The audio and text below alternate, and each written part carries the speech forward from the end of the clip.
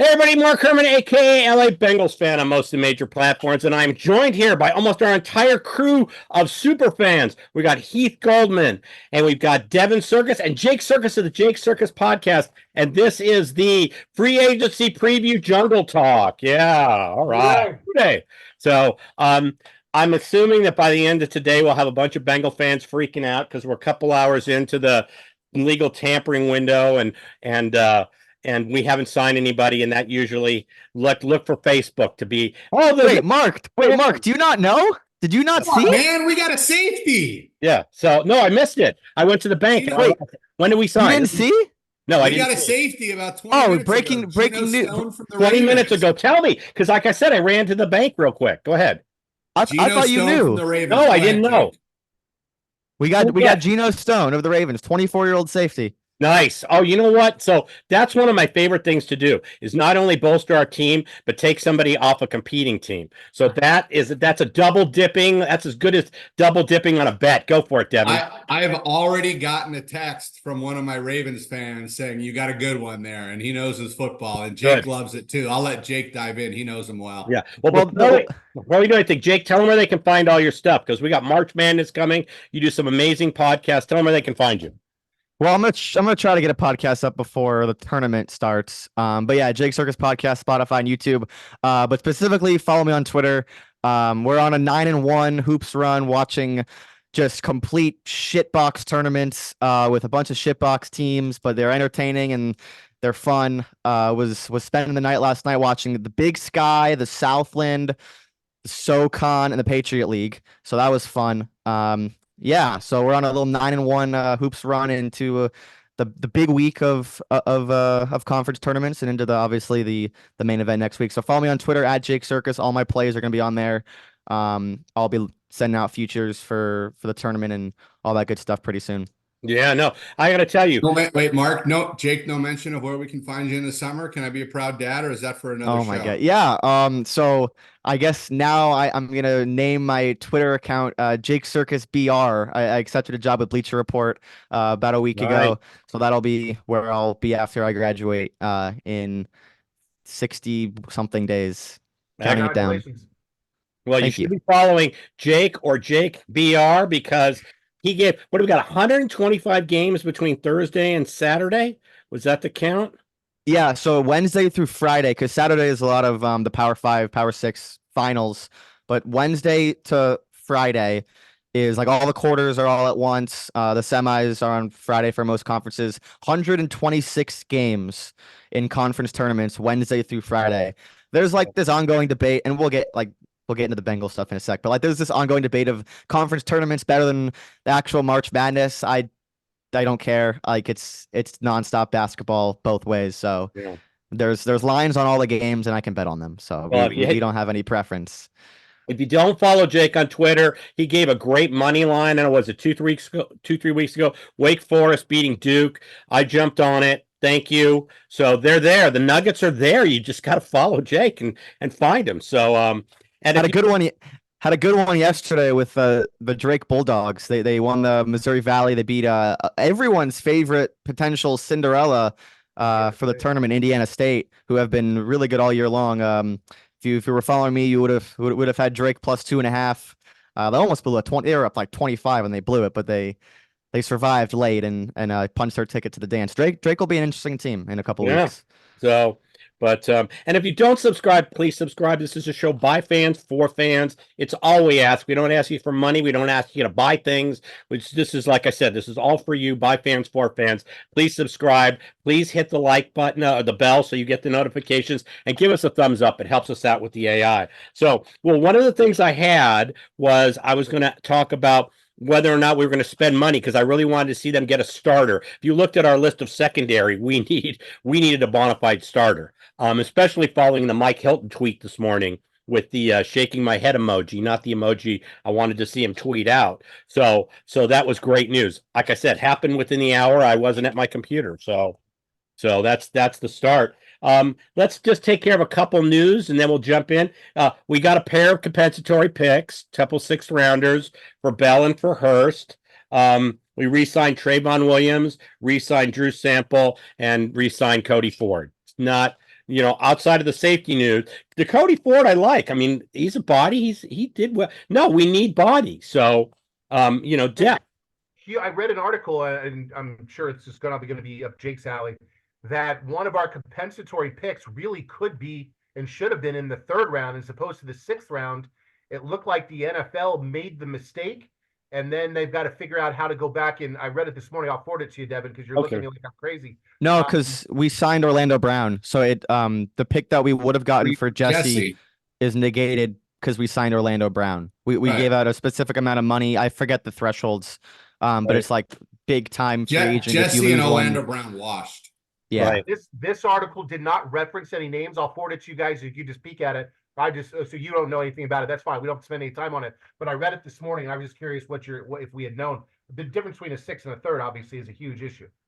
Yeah, I don't think anyone was projecting us to get a 3rd. So that's interesting. I'll take a look at that. Yeah. Okay. So we're not going to spend time in the combine. It was lackluster. It wasn't. There's no real news. So let's move on to the current news where we are now. Khalil Mack, Armstead. There's the defensive lineman. There's a lot of big names out there. We could go with somebody new, or maybe Reader's price comes down. What are your thoughts? I feel like we're year 4 of the year 4 or 5 of the Burrow era, like this new Bengals spend money thing, but they're not going to get any of these guys. My dad and I were talking today. Like, he wanted Christian Wilkins. I'm like, that was never going to happen. Yeah. He gets 4 sacks a year and he gets 80 million guaranteed with Vegas. Like, Bengals aren't going to do that. And we'll talk about Geno Stone in a second, why I actually really like it, and a lot of other people do too. I'm sure the Bengals love it as well. But like, just because they have cap space does not mean they're gonna go after Khalil Mack. They would have to trade for Khalil Mack. His cap hits $38 million, and we know that they don't like restructuring stuff. So we'll see if the Chargers end up actually finding a way to get out of that or make it a little less reasonable on their side. But I feel like DJ Reader is a potential return. It's tough because in 2020 he tore his quad, and then 2021 he was really good, and then this year he quad again or Achilles. What was it? No, Achilles this year. 22 he was good also. He's good. No, it wasn't Achilles. It wasn't Achilles. He's a big guy. No, he's a big guy. No way it was an Achilles. Achilles, there's no chance we would want to be looking at him after an Achilles. It wasn't Achilles. I think it was quad. I think he tore his quad too. But he's a big guy. He's old. There's separate parts of the leg, Devin. Like, discount for sure. I'd be in. I don't really think anyone's going to give DJ Reader like top tier money, right? Or even like mid tier money, because he is 30 and this is his second major injury. But if like the Bengals can get DJ Reader on a discount and he's healthy, that's a win. But in terms of like interior defensive line, Danico Autry already went. The Colts got someone, I forgot his name, but I liked him. He's gone, so we'll see. Right, and then for edge rushers, I liked Huff, but he got too much money. Huff was very good, but he was probably never in the realm. Yeah, well, it was. But he signed for a boatload. Free agency is kind of like going on these dating apps. You sit there and you go, oh, something casual. Oh, look, yeah, she smokes weed. Oh, okay, and then you want them, and then oh wait, they went somewhere else. So it's just kind of I don't know how else to say it. You sit there and you look at these lists and you have your wishes, but it is what it is. So I did not have smoking weed and Mark on his dating apps on today's bingo card. Something casual. Sometimes you just want to, or if they say nothing, that usually means that maybe there's something, instead of the never. So, but you sit there and you look at the profiles and you fall in love, and then they're not available. So it's kind of like, it's similar to that. So, all right, let's talk about Geno Stone. Let's talk about Geno Stone. Well, let's talk about one other thing before we jump into Geno Stone. So, anybody else in-house that you see us maybe in terms of Jonah Williams, in terms of Jonah. What's that? I was going to say Jonah, but I think it's, with free agency, especially the way the Bengals do it, it's like a giant Jenga board. We've talked about it the last couple of years that they've been very strategic in the draft. They draft a year ahead in the last 2 years with Dax Hill and Miles Murphy, drafting ahead for a need the next year. I think this year it's probably going to be a little different because the last couple of years, most of the core players have been locked up. This is the first offseason where we're losing some core players, Right. at least with their contracts expiring. We don't know who we're going to re-sign, but Jonah, Chidobe, DJ Reader, Tyler Boyd are all key cogs in the wheel that are all free agents. Are they going to spend 15 to 18 to 20 million on Jonah Williams, or do they fill that hole in the draft? There's obviously several very strong tackles that are available that should be available at 18. The Bengals have been linked to all types of defensive linemen, 2 of them from Texas in the first round, as well as the second round. So it's really, if they make a splurge on somebody in free agency, that changes a draft need. So, what comes first, the chicken or the egg? If you get a discount on a, defensive lineman, I don't know names of those. The name that I love, Jake and I talked about him earlier, the right tackle from New England, Michael Onwenu, I think is the way to pronounce it. Right tackle and guard. He can play both. Yeah. Right. I mean, I think he's going to be expensive, probably too expensive. But look, if you're going to spend money on a tackle. And if they sign him, obviously they don't draft JT Latham or the Oregon State guy, and then you can address different needs. So for the Bengals, it really comes down to who do you get a good deal on that fits what you're looking to do. We know the Bengals like signing guys to their first long contract. They don't like signing 29-year-olds that have already had a free agent contract. And, where are they going to go? It's kind of how I see things. And I know that's a little broad, but that's the Bengals way. No, it's exactly. And we, on our own guys, we like to kind of let them go out there and dip their toe in the water and then come back to us. So that's why we're not, instead, unless we targeted somebody like we did Reader years ago, Hendrickson, we don't typically participate until a few days in, and then we like to kind of go bargain shopping. So that's kind of their MO. And we like to, like I said, let our players go out there and test things. What about the reports about T wanting a trade? I know that there is some more breaking news. Brian Callahan has stolen Chidobe Awuzie from us. Yeah, I heard that he was likely signing. Where did you use? I don't even see that. I'm sitting here refreshing Twitter. I didn't see it. Oh, what's this Twitter thing you guys talk about? Out here in LA, it's called X. We still call it Twitter. It'll always be. It's like Prince. It's the app formerly known as Twitter. I don't care what. I like Twitter. So my thing tweets when he got 3. He got 3 years from Tennessee. So long, pal. Oh yeah, what's guaranteed? He was not what he was 2 years ago. He was not that last year. So we knew he was not coming back. Should we talk about Geno Stone now? We'll talk about T Higgins first. So anything with T? What are your thoughts? And because you were talking about the left tackle, I've seen, tackles down at 18. I also saw Brack. God, I just went blank on his name. The kid, the Georgia tight end, Brock Bowers. You can get him down at 18. We haven't had a great history of drafting tight ends that have been durable, but if we could be durable, that could be a game changer down there at 18 and go out and sign something on the free agent side. Yeah, that's probably not going to happen. No, as much as I would love it, it's probably not going to happen. I agree, Jake, and I purposely didn't mention him. In my mind, they'd have to fill a lot of holes in free agency because drafting Brock Bowers, and there's a reason why he's not going to go in the top 10. He's as talented as anybody that goes in the top 10.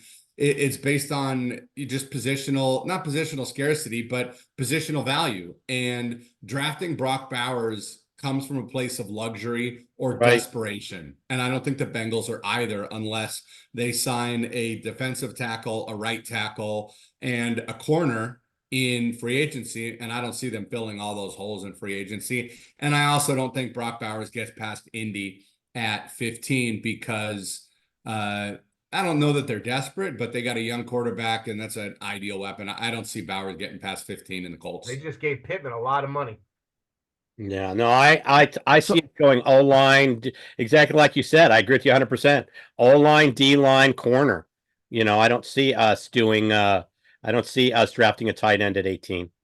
So we might have to talk about a wide receiver at 18. So, hey, what about maybe a reunion with Hayden Hurst? He got paid.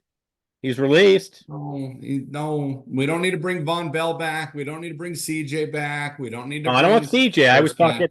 I liked Hurst's energy. That's all. And like I said, it was a cheap fix. If Trying to fill holes economically. Thrift. Give me no like Fant and let's play ball. So the Bengals already have enough fine, suitable tight ends that can catch the ball. But if they want to really change their offense, they don't need to go spend $5 million on Hayden Hurst. They need to make a tight end splash. It's up to them if that's what they want to do. You are losing a heavily reliable target in Tyler Boyd. We don't know what T Higgins is going to be. Look, if they trade T Higgins, they're obviously going to get a wide receiver either with the draft pick they get or they're going to sign someone. I hope it's the former. Please don't sign a wide receiver. So like the whole tight end thing, we've talked about it since December and January, but that's not going to be solved by signing Hayden Hurst, Irv Smith, and whatever mid tight end who is supposedly up next, whatever young guy's next. Like if the Bengals want to change their offense, like they need a guy that can run block and they need a guy that can go out and catch passes.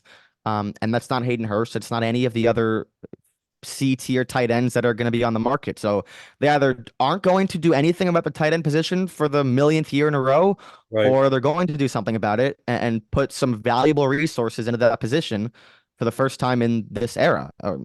Since they re-signed Eifert a couple years ago, like after he had 1 million touchdowns in 2015.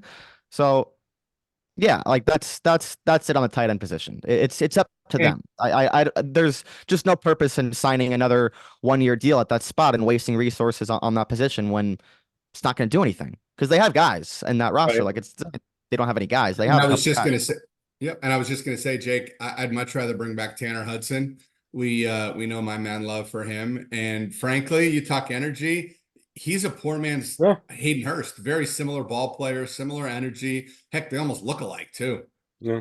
Well, they gave Drew Sample $7 million for 3 years. Like that says a lot about what they think about the tight end position, or rather how they actually value it to their plans on offense. They don't value it that high. Right. They can't do anything about that. They're not going to draft Brock Bowers at 18. They're not going to. They were never going to sign. Oh crap. Johnny Smith. Jonnu Smith. Yeah, exactly. So, yeah, that's just it. So we can talk about T Higgins now because there's actually some intriguing tight ends in the draft that you can get day 2, day 3. Probably not day 2, but day 3 that have a chance to. Yeah, like they just throw a dart. Take a guy who tested the best. Throw a dart on him. That's what that's where you find these tight ends. That's where you find a George Kittle. You just throw a dart at the guys who are athletic. Right. Theo Johnson tested off the freaking charts at the combine, and the Kansas State guy, Ben Sinote, are both 4th, 5th round draft pick guys. Yeah, we can do a whole show on Ben Sinnott. Do a whole show on him. So, well, let's talk about our new toy. Wait, I thought we were talking about T Higgins. Oh, we can talk about T Higgins. Let's talk about T Higgins. Then we'll talk about our new toy. We can save Gino Stone until the end. We're like Twitter. Go ahead. Well, so this T thing is weird because it's exactly how everybody knew it was going to go for the last 2 years, and we're here. And we're like, feels like we're at a stalemate. He's gonna play on the tag, I think. So I'm assuming he's gonna play on the tag if that's what it comes to. Right. Or they're gonna trade him. But the Bengals don't make trades. We knew that 2 years ago. That's why they didn't trade Jesse Bates when they probably could have gotten a 1st round pick for him, and they didn't. And he walked. So like I hope T Higgins is a Bengal in 2024, but like at this point, it doesn't seem like a 4-year, $110 million contract is coming. Right. And that's fine. He's a wide receiver too for us. Like as long as the Bengals have Jamar Chase, they'll be fine. So you can find another T Higgins. You don't need the cool thing about T was that every other fan of every other team was like, oh my God, the Bengals are so lucky. They have 2 number 1 wide receivers, and T Higgins will be a starter on every other team, a number 1 receiver on every other team, almost every other team. But that's not what you need in a wide receiver too. You need someone who's going to go up and get jump balls and complement Jamar Chase, and ideally can run routes a little bit better than T Higgins. And that's a lot of the guys that are 20 years old and entering in the NFL this year in the draft. So I trust the Bengals to make that move. They still have a couple guys lower on the depth chart that can make some jumps in year 2, and that's going to be very much needed because they took both of them last year, spent some picks on those. So I don't think a T Higgins long-term deal is coming. Would not expect that to happen.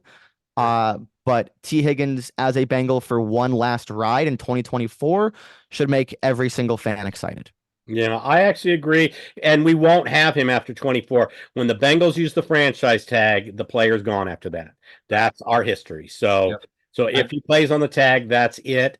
What kind of a draft pick you think, or a player and draft pick you think we would pick up for T if we did the trade?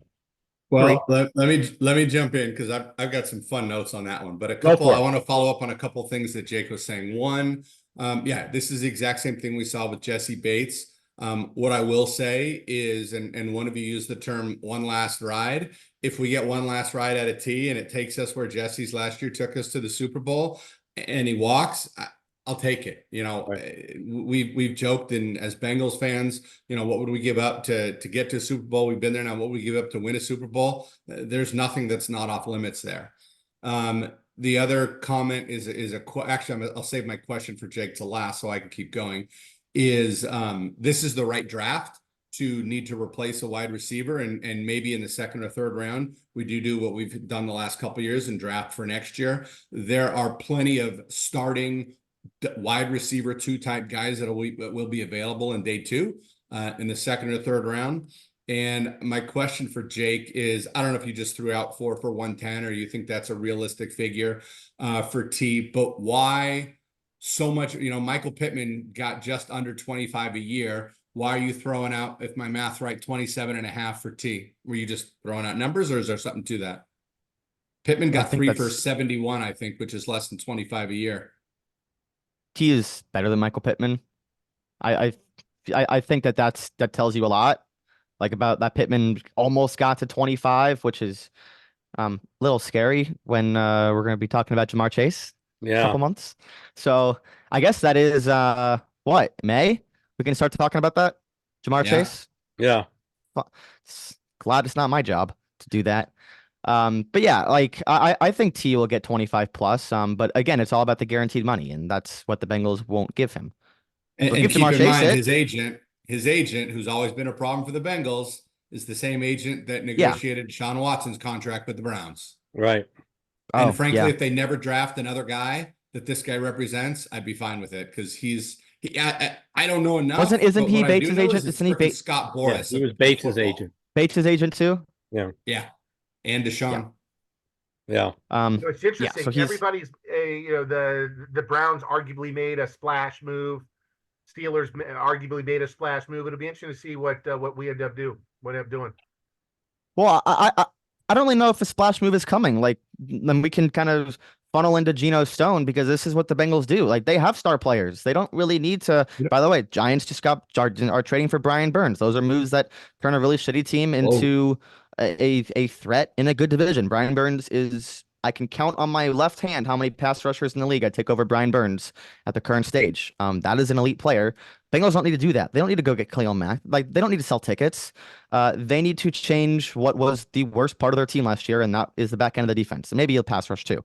But they did that with Geno Stone. 2 years, $9 million around, I think, or 2 years, what, 15? I forget. He got like $8 million a year. It's a steal.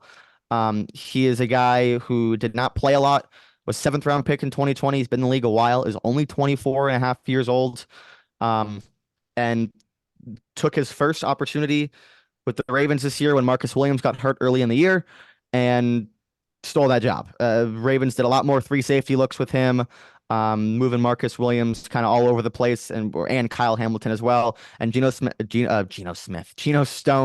was the guy who was the lockdown cover guy playing center field. And the Ravens have bred him into a really intelligent football player, and the Bengals get the benefit of having that now. So I'll let you guys talk about it, and then I can kind of go into what this means for like the rest of the safeties, because I think it does mean a lot for what the Bengals will do on defense next year. No, finish it, Jake. No, I mean, I'll just jump in real quick, and then he can finish. I'm ecstatic because we needed to get in an immediate starter, and we just got that. That's exactly what we needed. Whether it was a safety or corner, we needed an immediate starter, and they delivered. And they delivered a quality player, and then the added bonus is we took him off the Ravens. So that makes it even sweeter. So I'm really happy with this. Yeah, so the Bengals last year, because they drafted a safety in round 1 in 2022, then they drafted a safety in round 3 in 2023. So like they knew that Awuzie was gone, Bates was out the door, Bell was gone, so they had to bring the young guys in. And Dax Hill was not great last year. They asked him to do a lot of things. They moved him closer to the line of scrimmage at the end of the year. He played a little bit better, then tried to move him back out to free safety, play a little worse, started the game in slot corner. So Dax Hill can do a lot of cool shit when he's playing well. And they have to kind of unlock that, but they can't ask him to do something that he's not really good at yet, which is play deep coverage. Well, that's what again, I almost did it again. Geno Stone, that is what he is best at. Was one of the best pure coverage guys in the league. Some Bengals fans are upset because he's not a good tackler. He's not going to come down and play the Von Bell role. But what Geno Stone is going to do is he is going to unlock Dax Hill. He's going to unlock Jordan Battle. And he is going to be that guy that Lou Anarumo trusts 40 for 45 snaps a game where no one's throwing deep on us because the Bengals were the worst explosive defense in the entire league last year, and it wasn't really close. There was lack of communication everywhere. Guys didn't know where to go, who's guarding him, who's playing what zone, who's going deep, who's dropping down. A lot of that was on Dax Hill. A lot of that was on Nick Scott. And Geno Stone is one of the more intelligent, pure football players in the league last year and was always at the right place at the right time. Now, what this does for Jordan Battle is the Bengals will start to use more 3 safety looks where, yeah, Battle can cover a guy one-on-one, but now Battle can start coming down, being that big hitter, playing downhill guy, using the speed and toughness that made him such a good prospect out of Alabama last year. And he can kind of play that full-time role of maybe kind of what Von Bell did, but with a little more power, because that's what Jordan Battle does so well. So expect the Bengals to play 3 safeties a lot and maybe a little bit better than when they did it last year, because when they did it last year, it was really bad. Yeah, it was frustrating because we'd work so hard to get a touchdown, and then we just give up a big one on one play. And you're just like, we just spent the last 5 minutes trying to score, and then you give it back on like 2 plays. It was no, I'm really excited about this. See, I had to leave my computer for an hour for this signing to happen. So all good. He had a big interception against Burrow and the Bengals last year.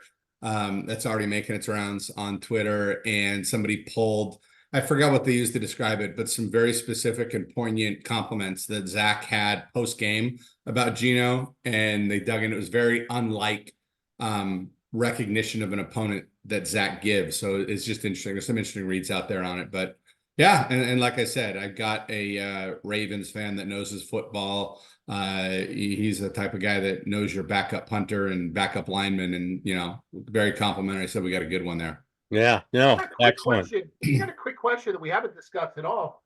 There's a lot of rumors about Mixon. I'm just curious what your thoughts are, especially Jay. Well, he's not going anywhere. They're not just gonna come back. He's coming back. Yeah, we saw where the running back market is. DeAndre Swift got $8 million. I mean, that's the market. So, I'm not commenting on whether it was a good deal, bad deal. I'm just saying once he fell, now Barkley signed. We could see where the running back market is. I think we stick with Mixon. We re-signed Trayvon. We've got. I say Mixon's back. You got Chase Brown. The best case scenario is draft a guy in the 4th round that can push Travion off the roster. That's it. I still cannot believe Trevion Williams is still on the roster. That was Zach's first draft. That was his first draft, and he's still here. Right. So, but Mark, I got to take us back to something, and it's we were talking about T. We talked what's he worth, and this is where fans and Twitter, and this is what surface fans like us. That this is the stuff that annoys Jake because he knows his stuff, but the surface fans like to talk about. I've got 4 proposed T Higgins trades. Are you ready for it? Sure, let's do it. May I? All right. Your son is rolling his eyes. That means that's because he knows what he's going to hear. He's already got it. Go ahead. You're the New England Patriots. You have the number 3 pick, and you have holes everywhere on the roster. Would you rather just sit at 3 and take the 3rd quarterback in the draft, or would you rather get T Higgins, the number 18 pick? And let's say a 2 next year for the number 3 overall. So Bengals would get Marvin Harrison, and the Patriots would get a 2 or 3 next year T Higgins, number 18. And 18. And they can sign Jacoby Brissett, who's going to be their quarterback for the next year or two anyway. That depends Okay. what quarterback they would want. If they think the quarterback would be there at 18, they do the trade. Well, they're not going to get a quarterback at 18. So, but they plug a bunch of holes. I understand. I would be the happiest guy in the world to see Maserati Marv on Yeah. Yeah, I know you would. Another option is you call old friend Brian Callahan, who's in dire need of a receiver. And you could also call the Giants. Those two teams are sitting at 6 or 7. And it's very simple. You trade T straight up, T and 18 for 6 or 7. What? T Higgins to move up 11 spots in the draft? AJ Brown was traded for a ton with 1 year left on his deal. You're the Bears. You're sitting at 9. The Bears have had an interesting day with nothing happening today. There are no suitors for Justin Fields. No. So they may be sitting with Justin Fields, and they may take a receiver at number 1. They may take Marv at number 1, or maybe Washington flip-flops and the Bears can move the 2. The Bears might be in a position to draft Marvin Harrison, which means at number 9, Rome Odunze is sitting right there for the Bengals. T Higgins in a 3 to the Bears for number 9. And then my last one, this is a good one. Jake, you'll like this one. Okay, here we go. You already lost me at the Patriots one. You lost him on the first one. Go ahead. There's another team in the NFL that has a superstar receiver that there's starting to be rumblings of a breakup, of a divorce. I'm done. You call the Minnesota Vikings and you say, look, you've got a guy that you're going to lose. We've got a guy that you're going to lose. Let's swap scenery and everybody can be happy. So we'll give you number 18. The number 18 pick. We'll give you T Higgins and we'll give you a 1 next year. Give us JJ. Let's put Burrow, Jefferson, and Jamar back together. So I have one comment on that. I don't like that because I don't want to give up our 1 next year. If the Bengals get Jefferson, they got to sign him and Jamar this offseason. Because they don't want to sign T, are you going to trade a 1 for 1 year of Jefferson or no, you're going to resign Jefferson. Oh, you're going to then okay, they're going to call me and you to play corner. Yeah. The only way that works is if Chase and Jefferson give us some amazing group discount. Like I'll be honest. Yeah, I can just rework Burrow's contract. Call it the Bayou discount. Yes. I'll be honest. Like that, Jake. I'll be honest. I don't think the Jefferson one is realistic. Right. But I just wanted to put out there because I know, you know what, to everybody that listens, thank you for listening. Thank you for commenting. I just want to see what people say about putting Jefferson with Jamar and Joe, but I don't think it's going to happen. I don't either. So, but like I said, I just love the speculation. So, Jake, I've been doing this for 30 some years. 30 some years I've been doing this, Jake. So, but all right. Well, we'd be remiss if we didn't take a second and talk about the Russell Wilson deal, because this could be a catastrophic blunder by the Broncos. Do you know that they're only got to pay? I think the Pittsburgh's only on the hook for $1.2 million on Russell Wilson. They're only spending $5 million on Pickett and Wilson. And if Wilson has a resurgence, the Broncos are going to look like total idiots. I mean, the whole deal, they traded away the farm, got Russell Wilson, destroyed him, and then sent him away for nothing. So that whole thing could be a huge windfall if Russell Wilson resurrects himself or as a mentor to Kenny Pickett. Either way, they didn't throw a lot of money at that. That was a huge Band-Aid for them for this season. It really was. So, kudos to them for getting that deal done. And the Broncos are going to take it in the shorts. What are they going to pay that guy? Like $30 million? They're $80 million over the next 2 years. Yeah. I mean, it's they got Russell Wilson for $1.2 million. So, like I said, kudos to the Steelers. We had to at least address that. We got to wrap up in a little bit, but Can I throw one more, Mark? I'm sorry. Oh, please, go for it. It's a position we talk about a lot. The Chiefs signed, I forgot his name, Matt, the guy that was false, just beat allegations, the punter. San Diego State. What's his Chiefs signed him. Their punter, I always call him Tommy Fleetwood, but that's the golfer. What's his name, Jake? Tommy what? Tommy Townsend. Tommy Townsend. Yeah. I would love to see the Bengals bring Tommy Townsend in. Yeah, we had our issues on special teams on punting. Or you can just trade for Justin Jefferson. You don't need a punter. You would never have to punt. Not a bad point. Not a bad point. You're gonna keep Look, throwing that at me. hey, Jake, the way you watch football, we don't need a punter anyway. So, or a field goal kicker. Wait, let's throw Evan McPherson into the trade, since why would you ever kick a field goal or punt? Love you, kiddo. There you go. I love the father-son banter there. So we can, boy, I'll fly on the wall on a couple of your conversations. I'd like to be sometimes. Mark, just wait. When he graduates, he's living here. It's going to get fun. Oh, hey, awesome. And we get him back up. We get him back closer to the West Coast. Absolutely. When we make a trip, maybe he'll be there at the next one when we go to Arizona, you know? Yeah. I have to go from Sunday at school, you know, at Mizzou. I have to go from the best sports time zone to the worst sports time zone 6 months out of the year, and then the second worst sports time zone the other 6 months out of the year. East is the worst. Mountain's fine. I get Central's good. Mountain's pretty good too. Yeah. Yeah, but Pacific is dog shit. You know, I'm in the time zone where I can make money, so I don't really have a choice. You know, if I was market, I'm stuck. I just want to say, as you know, it's March. If I was on the East Coast, there would be Big Sky and Big West basketball starting at 11:30. I know, tonight and tomorrow, and Mountain West too. Mountain West goes late as well. That was something I never got used to whenever I was back east, and it was like a baseball game. It'd start at 10:30 or 11.